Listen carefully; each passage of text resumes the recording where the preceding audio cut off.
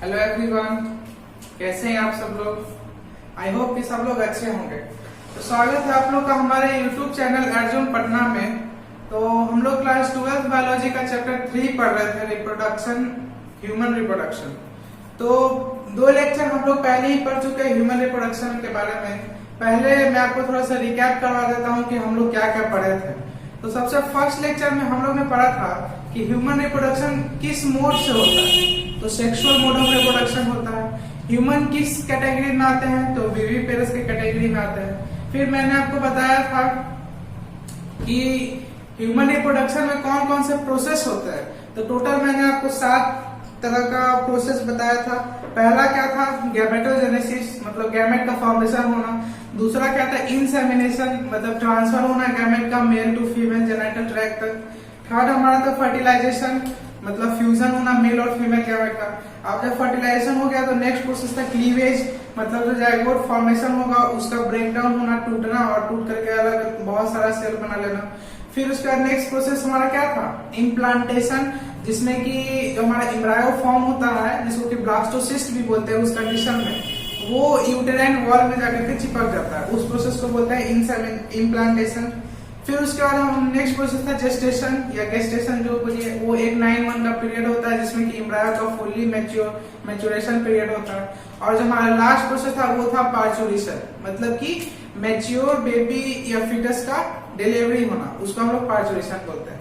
फिर मैंने आपको बताया था सेक्सुअल डायमॉर्फिज्म के बारे में। क्या होता है कि सेक्सुअल डायमॉर्फिज्म उसको बोलते हैं जब हम मेल और फीमेल को कैटेगराइज कर सके on the basis of some categories, जैसे फिजिकल अपीयरेंस और जेनिटल जो भी कैरेक्टर्स होता है उस सब के बेसिस पे हम लोग मेल और फीमेल को अगर अलग कर सकते हैं तो उसको हम लोग सेक्सुअल डायमॉर्फिज्म बोलेंगे। फिर मैंने आपको बताया था कि सेकेंडरी सेक्सुअल कैरेक्टर्स क्या होता है, मेल और फीमेल में दोनों बताया था। फिर मैंने आपको बताया कि ह्यूमन रिप्रोडक्टिव ऑर्गन्स के बारे में आपको बताया कि ह्यूमन रिप्रोडक्टिव सिस्टम में मेल में कौन कौन से ऑर्गन आते हैं, फीमेल में कौन कौन से ऑर्गन आते हैं, कौन कौन से प्राइमरी सेक्स ऑर्गन है और सेकेंडरी सेक्स ऑर्गन है, अलग अलग करके मैंने आपको बताया था। फिर पिछले लेक्चर में यानी सेकेंड वीडियो में हम लोग मेल रिप्रोडक्टिव सिस्टम को कम्प्लीटली देखे थे। हम लोग ने मेल रिप्रोडक्टिव सिस्टम का डायग्राम बनाया था, टेस्टिस का अलग से डायग्राम बनाया था, सबको हम लोग ने डिटेल में पढ़ा था।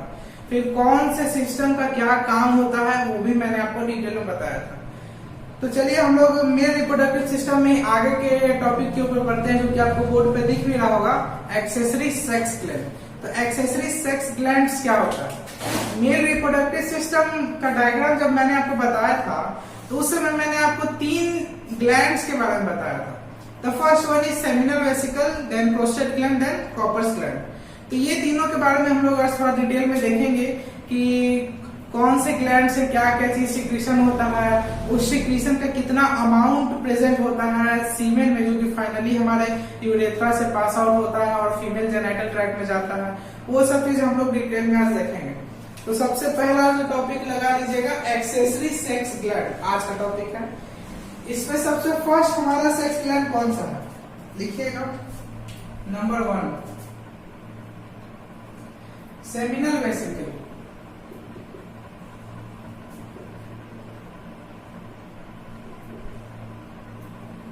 सेमिनल वेसिकल हमारा पहला ग्लैंड है। सेमिनल वेसिकल कितना प्रेजेंट होता है ये भी लिख लीजिए, 1 pair of seminal vesicle present होता है, यानी कि total number of 2 seminal vesicles are present in human reproductive system. अब सेमिनल वेसिकल सिक्रीट क्या करता है ये भी देख लीजिए, लिखिएगा।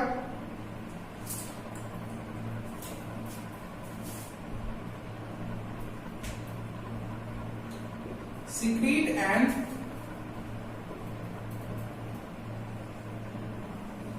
alkaline and viscous seminal fluid।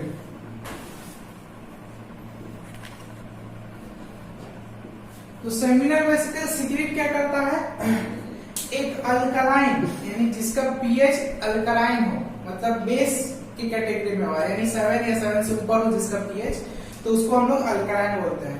Alkaline and viscous seminal fluid. तो सेमिनल फ्लूइड नाम ही सेमिनल वेसिकल से पड़ गया, यानी सेमिनल वेसिकल से सीक्रेट होने वाले लिक्विड या फिर सॉल्यूशन को हम लोग क्या बोलते हैं, सेमिनल फ्लूइड बोलते हैं। जनरली ये जो होता है ये व्हाइट कलर प्रोवाइड करता है सीमेन को, जो कि फाइनली हमारे मेल बॉडी से पास आउट होने वाला है फीमेल जेनिटल ट्रैक्ट में। तो ये हो गया इसका सिक्रीशन। अब देखिए कि सेमिनल वेसिकल का कितना परसेंट कंट्रीब्यूशन होता है सीमेन प्लाज्मा में, ये भी लिख लीजिए।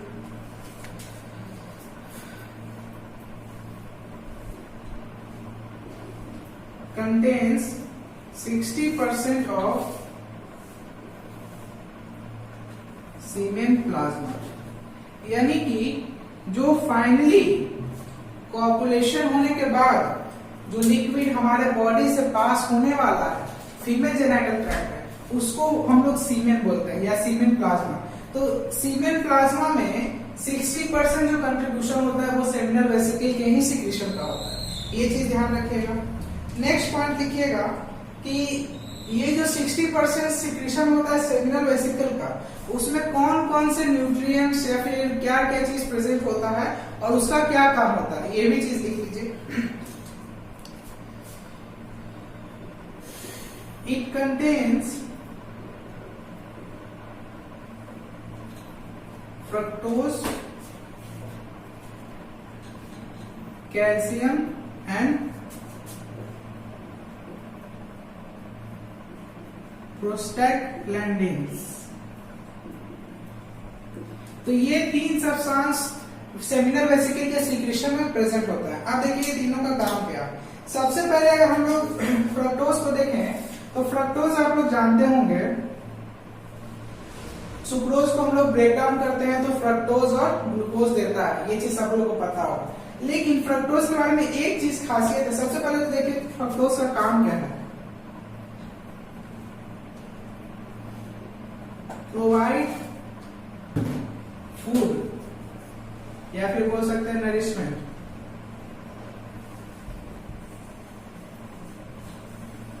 टू स्पर्माटोगोनिया या फिर स्पर्म सेल बोले, दोनों एक ही चीज है। तो फ्रक्टोज का काम क्या है, फ्रक्टोज एक तरह से स्टोर फूड है जिसको कि स्पर्म सेल यूटिलाइज करता है और खुद में। एक और एक्स्ट्रा पॉइंट है जो कि मैं आपको बताना चाहता हूँ। मेल रिप्रोडक्टिव सिस्टम में फ्रक्टोज का फॉर्मेशन होता है, मैंने आपको बताया। लेकिन इसकी खास बात यही है कि ह्यूमन मेल में सिर्फ सेमिनल वेसिकल ही एक ऐसा ग्लैंड है या फिर एरिया है या साइट है जहां पर कि फ्रक्टोज का फॉर्मेशन होता है। तो इसका यूज कैसे हो सकता है, जब भी अगर आप लोग को कोई रेप केस मिलता होगा, सुनने के लिए मिलता होगा, तो वहां पर कैसे चेक होता है, कैसे एनालाइज होता है कि कौन जो है वो सस्पेक्ट कौन है, तो वो फ्रक्टोज टेस्ट के मदद से ही होता है।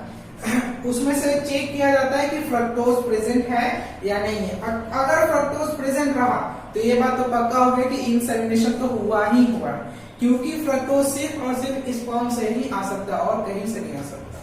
तो फ्रक्टोज का ये एक खासियत है। कैल्शियम, कैल्शियम का भी एक खासियत है।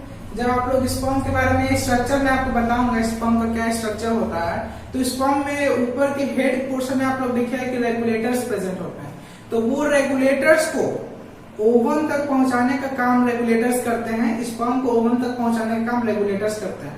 तो वही रेगुलेटर्स को एक्टिवेट करने के लिए कैल्शियम का यूज होता है। मैं आपको फिर से बताता हूँ, स्पर्म का जब मैं आपको स्ट्रक्चर बनाऊंगा तो उसमें ऊपर के साइड में मैं आपको दिखाऊंगा 3-4 रेगुलेटर्स प्रेजेंट होते हैं जो कि स्पर्म को ओवम तक पहुंचने में हेल्प करते हैं। तो वही रेगुलेटर्स को एक्टिवेट करने में कौन हेल्प करते हैं, कैल्शियम हेल्प करते हैं।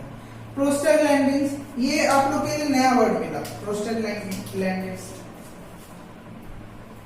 अब ये क्या चीज होता है, इसका क्या काम होता है, ये देखिए। प्रोस्टैग्लैंडिन्स क्या करता है कि मैंने आपको बताया सीमेन को कहां जाना है, सीमेन को फाइनली फीमेल वेजाइनल ट्रैक्ट में जाना है। तो फीमेल का अगर मैं आपको थोड़ा सा स्ट्रक्चर बताऊं, देखिए इस तरह का, यहां पर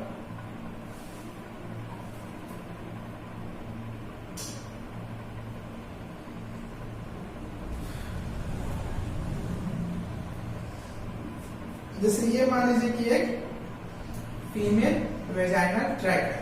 तो यहां से होते हुए सीमेन को अंदर जाना है। मान लीजिए कि फैलोपियन ट्यूबल यहाँ पर ओवम प्रेजेंट है, तो यहां से होते हुए सीमेन को यहां तक जाना है, ठीक है। लेकिन ये जो वॉल है ये इतना ओपन तो होता नहीं है। ये जो आपको वॉल दिख रहा है वेजाइना, ये तो इतना ओपन होता नहीं, ये तो क्लोज होता है। तो इसीलिए प्रोस्टेग्लैंडिन का काम क्या होता है कि जैसे ही सीमेन अंदर जाता है वेजाइनल ट्रैक्ट में, तो प्रोस्टेग्लैंडिन अपना काम करना शुरू कर देता है। उसका काम क्या होता है, वेजाइनल कॉन्ट्रैक्शन करवाना।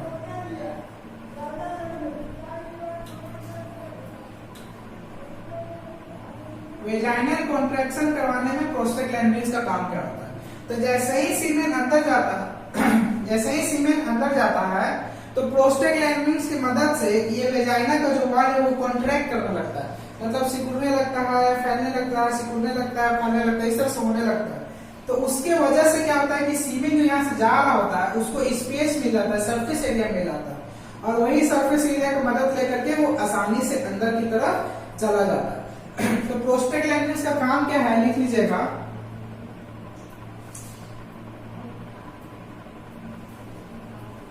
यूज फॉर, या फिर ऐसे लिख लीजिए बढ़िया से, अगर डिफिनेशन के फॉर्म में लिखना चाहें तो इस तरह से लिख लीजिए, मैं लिखवा देता हूँ, इसको मैं रब कर देता हूँ।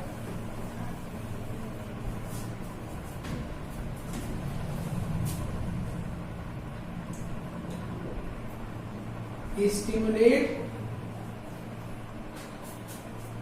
vaginal contraction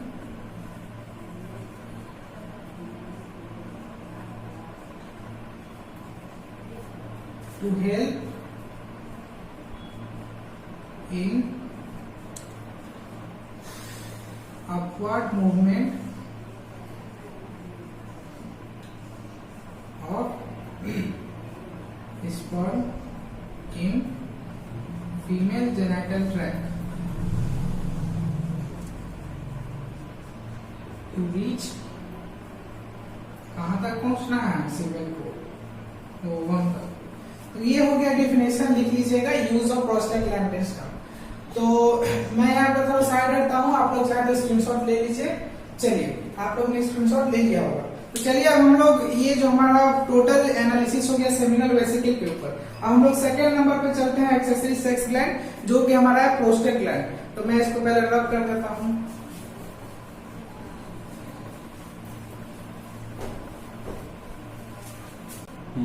तो चलिए हम लोग सेकेंड अपने ग्लैंड को देखते हैं, prostate gland.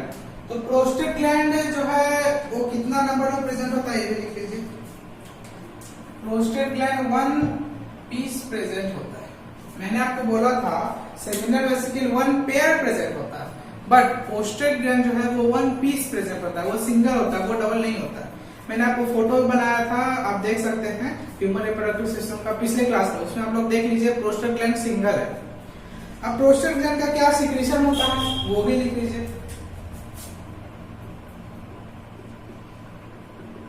Contains some lipid and enzymes. तो प्रोस्टेट ग्लैंड में क्या होता है, कुछ लिपिड्स प्रेजेंट होते हैं यानी कि फैट मॉलिक्यूल, और कुछ एंजाइम्स प्रेजेंट होते हैं। तो एंजाइम्स आप लोग को पता ही एक तरह से कैटलिस्ट है, तो वो किसी न किसी रिएक्शन को प्रोसीड करेंगे। तो किसी न किसी रिएक्शन को प्रोसीड करने के लिए ही एंजाइम्स वहां पर प्रेजेंट होते हैं। अब ये प्रोस्टेट ग्लैंड का जो सिक्रीशन है वो कितना % कवर करता है सीमेन प्लाज्मा का, वो भी लिख लीजिए। Covers 30% of semen plasma. तो यानी सीमेन प्लाज्मा का टोटल 30% कवर करता है प्रोस्टेट ग्लैंड का सिक्रीशन। अब देखिए प्रोस्टेट ग्लैंड का जो सिक्रीशन है उसका एक्चुअली काम क्या है, वो स्पर्म के लिए काम क्या करता है, तो ये चीज भी लिख लीजिए। फंक्शन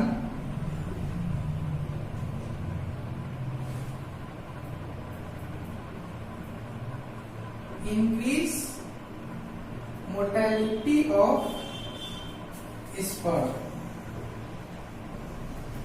यानी कि स्पर्म का जो सेल होता है उसको बहुत ही फास्ट मूवमेंट करने में हेल्प करता है ये प्रोस्टेट ग्लैंड का सिक्रीशन।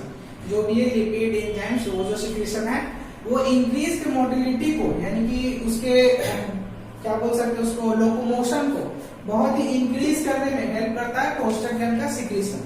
अब एक और पॉइंट है बहुत ही इंपॉर्टेंट है, मैं उसको लिखता हूं। आप लोग नोट कीजिएगा। चलिए ब्लैक पेन से लिखते हैं।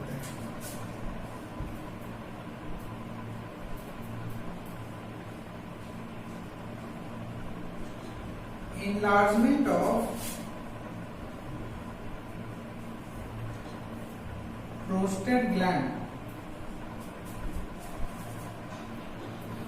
in older person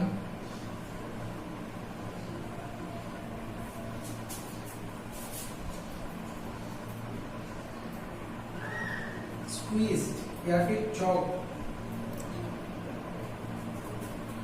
the urethra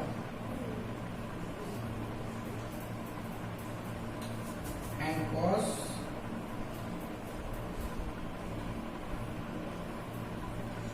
urine retention। ये पॉइंट देखिए, बहुत इंपॉर्टेंट पॉइंट है। कभी कभी ऐसा भी होता है कि जो हमारा प्रोस्टेट ग्लैंड प्रेजेंट होता है मेल रिप्रोडक्टिव सिस्टम में, वो कभी कभी फूलने लगता है, स्वेल करने लगता है, जिसकी वजह से उसका जो साइज है वो बढ़ जाता है। तो वही यहाँ पर लिखा हुआ है enlargement of prostate gland in older person. ये जनरली जो है वो ओल्डर पर्सन्स में ऐसा पाया जाता है कि कभी कभी जो प्रोस्टेट ग्लैंड है वो स्वेल कर जाता है, फूल जाता है, इनलार्ज हो जाता है, जिसके वजह से जो हमारा यूरेथ्रा प्रेजेंट होता है वो चोक्ड कर जाता है। मतलब कि जो जहां से सीमेंट पास करेगा वो पाइप ही चोक्ड हो गया, मतलब कि वो वेसल जो है, ट्यूब जो है वही चोक्ड हो गया। जैसा कि मैंने आपको बताया था फोटो में भी, जैसे कि इस तरह का मान लीजिए यहाँ पर ऐसे प्रेजेंट है यूरेथ्रल मीडस और ये वाला यहाँ से आ रहा है, यहाँ पर प्रोस्टेट ग्लैंड प्रेजेंट है। तो अगर प्रोस्टेट ग्लैंड फूल जाएगा तो ये जो ट्रैक है जहां से सीमेंट का पास होना है वो क्या हो जाएगा, वो श्रिंक कर जाएगा। जब प्रोस्टेट ग्लैंड फूलेगा तो ये जो ट्रैक है यूरेथ्रा वो श्रिंक कर जाएगा, मतलब सिकुड़ जाएगा। आप जाकर के मेल रिप्रोडक्टिव सिस्टम का डायग्राम में देखिए, वहां पर आपको क्लियर हो जाएगा। जैसे ही प्रोस्टेट ग्लैंड फूलेगा वैसे ही जो यूरेथ्रा है वो क्या करेगा, श्रिंक कर जाएगा, कॉन्ट्रैक्ट कर जाएगा, जिसके वजह से यूरिन या फिर जो सीमेंट है उसको पास करने में बहुत ज्यादा ही तकलीफ होती है। ओल्डर पर्सन के केस में ऐसा होता है, ये एक तरह का हम लोग बोल सकते हैं बीमारी भी हो जाता है और ये बहुत ही कॉमन बीमारी है कि आप लोग बहुत बार देखते होंगे। इसका सिम्टम्स मैं आपको बताता हूँ। पहला सिम्टम्स, कभी भी आप लोग जैसे आपके घर में बूढ़े लोग होते होंगे, दादाजी, नाना जी, चाचा जी, जो भी जिनका एज हो गया है, जो ओल्ड एज में पहुंच चुके हैं, उन लोगों को कभी कभी देखिएगा कि ऐसा प्रॉब्लम होगा कि यूरिनेशन तो वो कर लिए लेकिन फिर तुरंत बाद ही उनको फिर से फील होता है यूरिनेट करने का।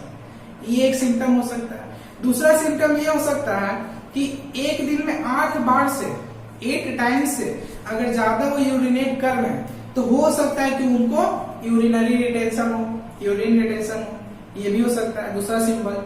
थर्ड सिम्टम्स ऐसा भी हो सकता है कि यूरिन तो वो कर लिए, मतलब वो जो ओल्ड पर्सन है वो यूरिन तो उनका हो गया, यूरिनेशन हो गया, लेकिन उनके बाद भी उनको ऐसा फील आ रहा है अंदर से कि जो उनका यूरिनरी ब्लैडर है वो कम्प्लीटली एम्प्टी अभी नहीं हुआ है, पूरी तरह से खाली नहीं हुआ है। तो ये 3 सिम्टम्स अगर आपके घर में किसी ओल्डर पर्सन को देखने को मिले तो आप उनकी हेल्प कीजिए। बहुत ही ज्यादा मतलब दर्द होती है इस बीमारी में, क्योंकि जब यूरिन पास नहीं हो पाता तो बहुत इरिटेशन होता है, बहुत दर्द होता है उस केस में। तो आप लोग हेल्प कर सकते हैं अपने घर के ओल्ड सिटीजन्स को इस केस में। तो ये चीज भी हमेशा टाइम टू टाइम ध्यान रखना है, अपने घर के बड़ों को इसकी जानकारी देनी है, क्योंकि आपको इस चीज की जानकारी मिल चुकी है। यूरिन रिटेंशन क्या होता है, एक तरह का बीमारी होता है, तो इसकी जानकारी आप लोग अपने घर के बड़ों को दे सकते हैं कि जब कभी भी आपको ये तीनों सिम्टम्स नजर आए तो आप बेझिझक हमें बताइए, हम जाकर के डॉक्टर से मिलेंगे। तो डॉक्टर क्या करेगा, कुछ दवा दे देगा जिसकी वजह से ये जो इनलार्जमेंट हो गया था प्रोस्टेट ग्लैंड का वो वापस से अपने ओरिजिनल पोजीशन में आ जाएगा और सब चीज ठीक हो जाएगी, वापस से रिकवरी हो जाएगी। तो ये जो था 3 टॉपिक 4 टॉपिक ये हमारा प्रोस्टेट ग्लैंड के अंदर में था। अब देखिए लास्ट हमारा ग्लैंड है कॉपर्स ग्लैंड।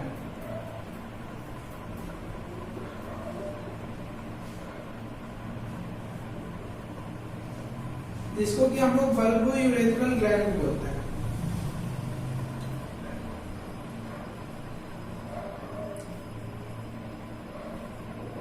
इसके बारे में देखिए क्या क्या बात है। सबसे पहला कि कॉपर्स ग्लैंड या बल्बोयूरेथ्रल ग्लैंड का जो सिक्रीशन होता है वो बहुत ही कम अमाउंट ऑफ सीमेन होता है। मतलब जो जैसे कि मैंने आपको बताया कि सेमिनल वेसिकल का सिक्रीशन 60% होता है सीमेन प्लाज्मा में, प्रोस्टेट ग्लैंड का सिक्रीशन 30% होता है सीमेन प्लाज्मा में। उसी तरह से कॉपर्स ग्लैंड का जो सिक्रीशन होता है वो बहुत कम होता है, 4-5% ही होता है कॉपर्स ग्लैंड में। इसका उतना कुछ खास रोल भी नहीं है कॉपर्स ग्लैंड का, लेकिन फिर भी ये एक इम्पोर्टेंट रोल निभाता है। मैं आपको बताता हूँ, लिखिएगा।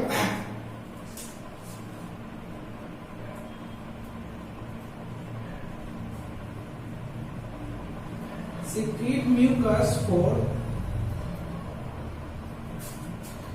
lubricating the lining of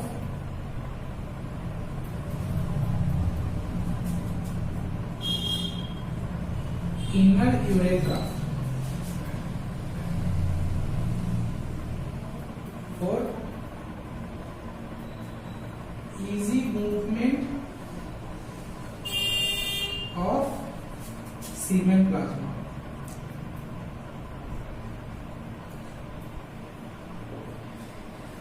तो कॉपर्स ग्लैंड का क्या रोल होता है ये आप लोग देख लीजिए। कॉपर्स ग्लैंड सिक्रीट करता है म्यूकस, जो कि क्या करता है, एक लुब्रिकेशन का काम करता है। जैसे आप लोग साइकिल वाइकिल चलाते होंगे तो देखते हैं उसमें ग्रीस लगाया जाता है, तो ग्रीस का क्या काम होता है, लुब्रिकेट करना, यानी जो भी जंग वंग जो भी लगा हुआ होगा वो चीज को वो क्लियर कर देता है और बहुत ही स्मूथ रनिंग प्रोवाइड करता है व्हीकल्स को। उसी तरह से म्यूकस का भी वही काम होता है। जब सीमेन प्लाज्मा यूरेथ्रा के थ्रू जब बाहर निकलता है तो यूरेथ्रा का ट्रैक होता है, उसमें कहीं भी सीमेन प्लाज्मा को निकलने में कोई भी दिक्कत ना हो, कहीं भी कोई परेशानी ना हो, कहीं भी फंसे नहीं। इसके वजह से म्यूकस सीक्रेट होता है, जो कि एक स्मूथ सरफेस प्रोवाइड करता है, इनर लाइनिंग प्रोवाइड करता है किसको, सीमेन प्लाज्मा को यूरेथ्रा से बाहर निकलने के लिए। तो ये चीज इंपॉर्टेंट बात है, इसको नोट कर लीजिएगा। कॉपर्स ग्लैंड का सिक्रीशन में एक चीज और होता है कि जो कॉपर्स ग्लैंड का सिक्रीशन होता है म्यूकस, वो स्लाइटली अल्कलाइन होता है। क्यों होता है? ऐसे तो सीमेन प्लाज्मा जो सेमिनल वेसिकल का जो सेमिनल फ्लूइड होता है वो भी अल्कलाइन होता है। कॉपर्स ग्लैंड का सिक्रीशन होता है वो भी थोड़ा सा अल्कलाइन होता है, क्योंकि जो भी एसिडिक सब्सटेंस प्रेजेंट होंगे इनर लाइनिंग ऑफ किसमें, यूरेथ्रा के इनर लाइनिंग में जो भी एसिडिक सब्सटेंस प्रेजेंट होंगे उसको अल्कलाइन मिल करके क्या कर देगा, न्यूट्रलाइज कर देगा। और जो हमारा सीमेन जो बाहर निकलेगा फाइनली सीमेन फ्लूइड, वो क्या होगा, वो न्यूट्रल होगा, वो ना ही एसिडिक होगा ना ही बेसिक होगा। तो ये चीज है। तो आप लोगों ने तीनों ग्लैंड के बारे में डिटेल में पढ़ा। अब मैं थोड़ा सा आपको सीमेन मैं तब से बोल रहा हूँ सीमेन बाहर निकलेगा। अब सीमेन में क्या क्या चीज प्रेजेंट होता है वो चीज के बारे में हम लोग अभी थोड़ा देखेंगे। तो चलिए मैं इसको रब करता हूँ।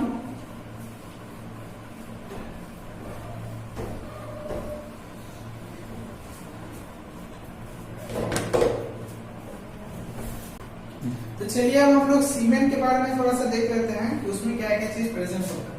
तो टॉपिक लगाइएगा सीमेन या सीमेन फ्लूइड, जो भी आप लोग बोल सकते हैं। तो सीमेन फ्लूइड किस चीज का कंट्रीब्यूशन होता है, कलेक्शन होता है, वो चीज देखिए, लिखिएगा कलेक्शन ऑफ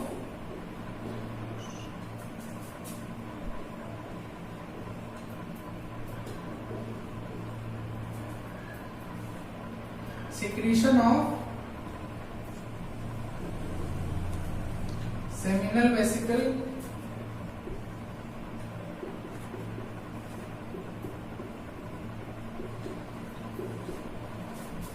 prostate gland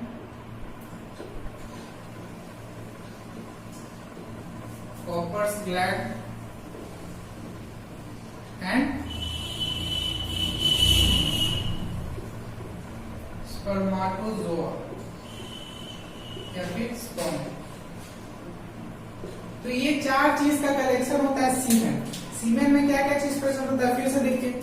सबसे पहले तो सेमिनल वेसिकल का सिक्रीशन प्रेजेंट होता है सीमेन में, प्रोस्टेट ग्लैंड का सिक्रीशन प्रेजेंट होता है सीमेन में, कॉपर्स ग्लैंड का सिक्रीशन प्रेजेंट होता है सीमेन में, और लास्ट हमारा स्पर्म सेल प्रेजेंट होता है सीमेन में। तो ये चार चीज मिल करके सीमेन बनाते हैं, जो कि फाइनली यूरेथ्रल मेटस से बाहर आता है और फीमेल जेनिटल ट्रैक्ट में पास करने के लिए रेडी होता है।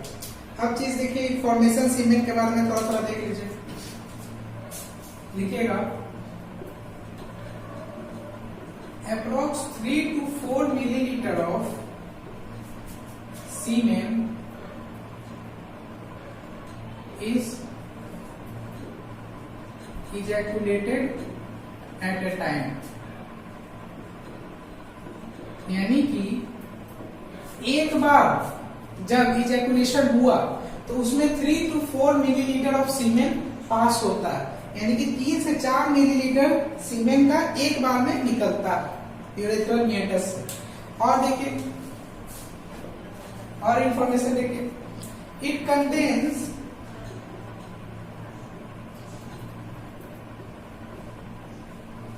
200 to 300 मिलियन स्पर्म सेल, यानी कि एक बार जो इजैकुलेशन हुआ उसमें 200 से 300 मिलियन स्पर्म सेल होता है, यानी कि 1 मिलियन का मतलब हो गया 10 लाख, तो 200 से 300 मिलियन स्पर्म सेल जो है वो एक बार यानी 3 to 4 मिलीलीटर ऑफ सीमेन में प्रेजेंट होता है। तो इससे आप लोग अंदाजा लगा सकते हैं कि स्पर्म सेल का साइज कितना छोटा हो सकता है, ठीक है। अब ये जो 200 से 300 मिलियन स्पर्म सेल का पासेज हुआ है एक बार में, ये 200 से 300 मिलियन स्पर्म में से इसमें से कम से कम 60% जो होना चाहिए उसका नॉर्मल शेप एंड साइज होना चाहिए, यानी कि 200 से 300 मिलियन स्पर्म सेल जो प्रेजेंट है एक इजैकुलेशन में, उसमें कम से कम 60% जो स्पर्म सेल है उसका नॉर्मल शेप एंड साइज होना चाहिए, और 40% at least 40% of sperm cell show vigorous movement, यानी कि कम से कम 40% स्पर्म सेल जो है वो वाइग्रस मूवमेंट शो करना चाहिए, मतलब बहुत ही स्पीड में उनका मूवमेंट होना चाहिए। क्योंकि आप लोग समझिए कि एक इजैकुलेशन में 200 से 300 मिलियन स्पर्म सेल निकलता है, जिसमें से फाइनली कोई एक स्पर्म सेल जो होता है वही विनर होता है और वही जाकर के फ्यूज करता है ओवम के साथ। तो इतना सारा स्पर्म सेल में से उस एक स्पर्म सेल को इतना ज्यादा मेहनत करना पड़ता है, कंपटीशन कितना टफ है समझ लीजिए आप लोग। 200 से 300 मिलियन स्पर्म में से सिर्फ एक ही ऐसा स्पर्म सेल है जो कि जाकर के ओवम के साथ फ्यूज होता है। इतना कंपटीशन तो आपके नीट एग्जाम में भी नहीं है, तो इससे आप लोग अपने स्पर्म सेल से ही सीख सकते हैं कि कंपटीशन को कैसे कंपीट किया जाता है। तो ये पॉइंट हो गया। लास्ट पॉइंट आज का नोट कर लीजिएगा, पीएच ऑफ सीमेन जनरली कितना होता है, 7.05 to 7.35 इतना जनरली एक सीमेन का पीएच होता है। तो इसका मतलब आप देख लीजिए 7 जो होता है वो न्यूट्रल होता है, ना ही एसिडिक ना ही बेसिक। तो न्यूट्रल से थोड़ा सा आगे यानी न्यूट्रल से थोड़ा सा ज्यादा बेसिक है, एसिडिक तो एकदम नहीं है, थोड़ा सा ज्यादा बेसिक है।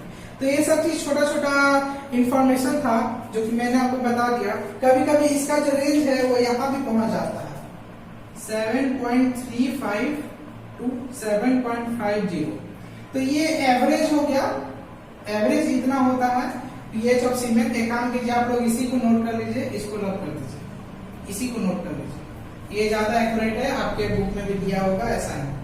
तो ये चीज हो गया। तो आज हम लोग ने क्या क्या पढ़ा कि तीनों जो हमारा ग्लैंड होता है, seminal vesicle, prostate gland, corpus gland, उसके बारे में हम लोग ने डिटेल में पढ़ा। एक हम लोग बीमारी के बारे में पढ़ा जिसको कि यूरिन रिटेंशन बोलते हैं, जो कि ओल्ड सिटीजन्स में होते हैं, उसके बारे में मैंने आप लोग को जानकारी दी, और सीमेन के बारे में मैंने आपको बताया। तो आज के लेक्चर को हम लोग यही खत्म करेंगे। नेक्स्ट लेक्चर में हम लोग प्योरली स्पर्माटोजेनेसिस पढ़ेंगे, मतलब स्पर्म सेल का प्रोडक्शन होना, कैसे कैसे प्रोसेस होता है, कैसे कैसे प्रोडक्शन होता है। हालांकि वो मैंने आपको पहले डायग्राम जब मैंने आपको बताया था रिप्रोडक्टिव सिस्टम का, मेरे रिप्रोडक्टिव सिस्टम का, उस समय मैंने आपको थोड़ा थोड़ा हिंट कर दिया था। लेकिन नेक्स्ट लेक्चर में हम लोग इसको डिटेल में स्टेप बाय स्टेप करके पढ़ेंगे स्पर्माटोजेनेसिस को। तो आज के लेक्चर को हम यही खत्म करते हैं। नेक्स्ट लेक्चर में हम लोग बहुत ही जल्दी मिलेंगे, तब तक के लिए हमारे साथ बने रहिए। अच्छा, मैं एक चीज और कहना चाहता हूँ, जो कि हमारे एडजोन चैनल पे जब से हम लोग ने एडजोन चैनल खोला है, हम लोग आज 54th वीडियो डालने जा रहे हैं। जो मैं ये वीडियो बना रहा हूँ वो 54th वीडियो होगा हमारा। तो काफी ज्यादा ही हम लोग ने प्रॉब्लम फेस किया है, तब जाकर के हम लोग यहाँ तक पहुंचे हैं। ये फर्स्ट टाइम ऐसा है जबकि मैं आपको बोल रहा हूँ कि हमारे चैनल को थोड़ा आप लोग लाइक सब्सक्राइब भी कर दीजिए। लाइक तो आप लोग तभी कीजिएगा जब आप लोग को वीडियो पसंद आएगा, इसमें मैं कोई कुछ नहीं बोल सकता। सब्सक्राइब थोड़ा सा कर दीजिएगा, आप लोग को पसंद है, आप लोग का एफर्ट अगर आप लोग को पसंद लगे तो थोड़ा सा सब्सक्राइब भी कर दीजिएगा, क्योंकि हम लोग को भी तो पेट चलना चाहिए ना, इतना मेहनत जो हम लोग कर रहे हैं। तो उसके लिए आप लोग सब्सक्राइब कीजिएगा, थोड़ा सा हो सके तो अपने एक दो फ्रेंड से भी करवा लीजिएगा, ताकि जो हमारा स्लो मूवमेंट हो रहा है वो फास्ट हो जाए। जो मैं एक दिन गैप करके वीडियो बना रहा हूँ, तो हम लोग रोज वीडियो बनाने लगे, ऐसा मोटिवेशन हम लोग को दीजिए सब्सक्राइब और लाइक करके। तो चलिए हम लोग आज का वीडियो को यहीं पर खत्म करते हैं। नेक्स्ट वीडियो में हम लोग बहुत ही जल्दी मिलेंगे, तब तक के लिए टाटा बाय।